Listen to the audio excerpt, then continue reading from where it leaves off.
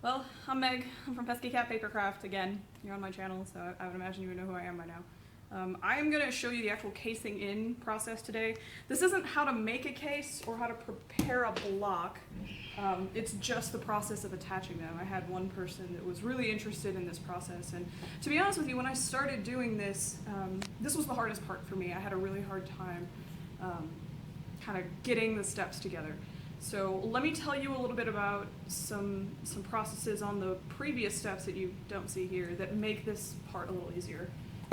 So first of all, if you'll look down here, Mike, we use a double super design on our hinges.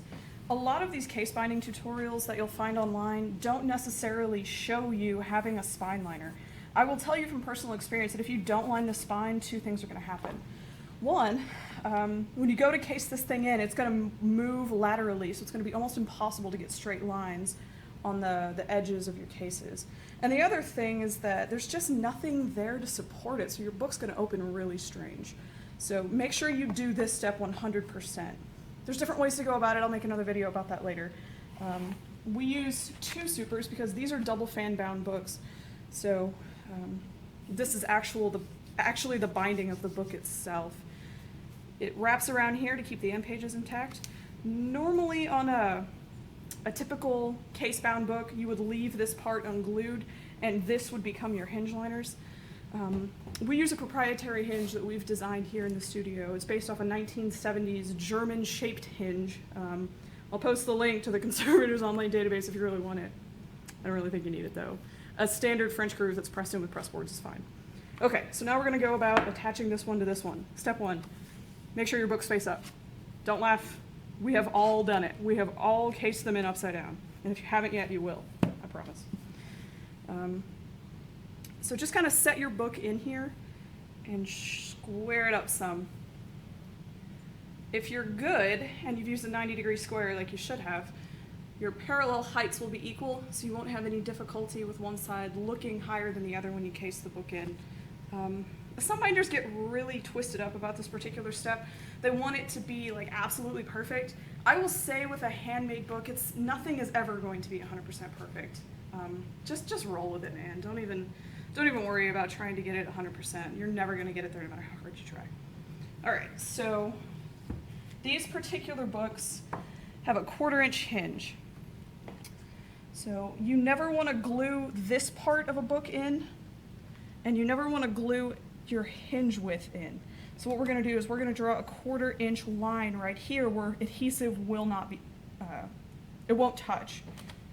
This allows the book to move in its case. Books are moving objects. No one really thinks about it, but they are. They have to have the flexibility to open and close and be bent backwards and any number of acrobatics. This cloth here is actually a high thread count Irish linen, by the way. That's another thing we do a little differently. I don't really like mull for the double fan binds. They just don't have the flexibility necessary that the book requires. All right, so we're good to go. We're squared up here. We're squared up all along the edge. I don't know if you guys can see it or not, but it's square. Our hinge back here isn't covered, and this here is ready to go. So step one, glue pages. You always want to insert one of these underneath your end page, otherwise you're going to glue your end pages together. This is called the paste down, by the way. All right, so this part's real important. You want to make sure this book doesn't move because you have it centered in the case, and if you move it, then it's going to be covered in glue and you're going to have to recenter it. It's just not very fun. So this is PVA. It's pH neutral PVA. Start in the center, and you're going to glue right up to your line. Wherever you have cloth on your books, you want to make sure that you add just a little extra glue.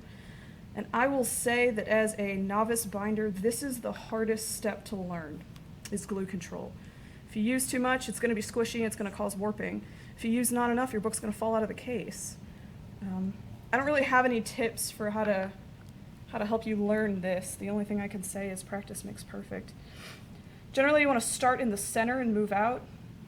Because of the way the paper grain is set up, it will warp in a manner that doesn't harm the actual casing in process. It's not going to make your life any harder. But you'll notice that I'm pushing so hard right here to stop the book from moving that my knuckles are actually white. Make sure you get all the way to the edge. The nice part about using these sheets in between of the end page and the book itself is that you don't have to worry about getting glue on the edges of your pages. You can just brush it all the way on. So, about like that. Sponge brushes are nifty, by the way. I'd recommend them. Not many binders use them, but I like them. Okay, this step's real important. Dirty hands. If PVA will not come off of anything, you absolutely have to make sure your hands are meticulously clean before you move on to this next step, because you're going to start manipulating the case. And you get glue smudges on it, you're going to be really mad at yourself. All right, also important. This piece comes out because it's covered in glue, and a clean piece goes in. I use cardstock because it's thicker. We're putting this barrier piece between to stop the other end page from warping. That way this piece is what absorbs the moisture. All right, so now we're going to case this in. Pick this step up, invert your index finger, and you're going to pinch it like this, and you're going to leave this part of your hand completely free. Now if you notice, if you come around here, I've got this finger here. We're going to push against the book here and pull here. It's kind of a tricky process. You're going to take your free hand and press down. The particular hinge we use has to accordion out, but I will say that this will stop you from moving the book around while you're actually casing it in as well. Apply a little bit of pressure, and then what we're going to do is actually flip it, open her up like this. Ta-da! It's nice and straight. Press this in.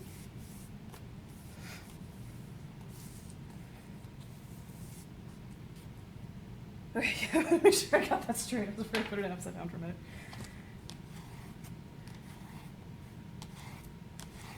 Make sure you get all the way to your hinge edge. Another benefit of using more glue on the cloth part, I mean, this is the business part of the book. This is what's going to hold it into the case. The rest of it is for stability, but this is where your bind is at. So you really want to make sure that's good and set. Okay. You'll notice that you've got some paper wavering and like bubbling. That's fine. That's what paper does when it gets wet. It will press dry, I promise. All right, so close it up. Always have something underneath your book when you're working on it, just because otherwise, especially with leather, you'll pick up whatever little nappies you have on your workbench. So we're going to press this thing. It has to press at least for 3 days, or else it won't be dry. You can go ahead and what we'll do is we'll press this. We'll give it 5 minutes. We'll flip it over. We'll do the same process, but on the back side. We have these book presses that we use, but you probably don't have any. So in classic fashion, we're going to use a bunch of heavy nursing textbooks. If you use weights, you can use like dumbbell weights, you can use an actual antique iron, anything like that. But make sure the book is protected top and bottom, otherwise you're going to press a bunch of junk into your book that you don't want. The heavier the better. If it's too heavy, you may end up damaging the book. And again, I don't have any guidelines for that, but that's the process. And that grab and push with your hand is really critical to getting that straight. Figured that out by a lot of trial and error. So as always, if you have any questions, hit me up in the comments. I'll get back to it eventually if I see it. All right, thanks.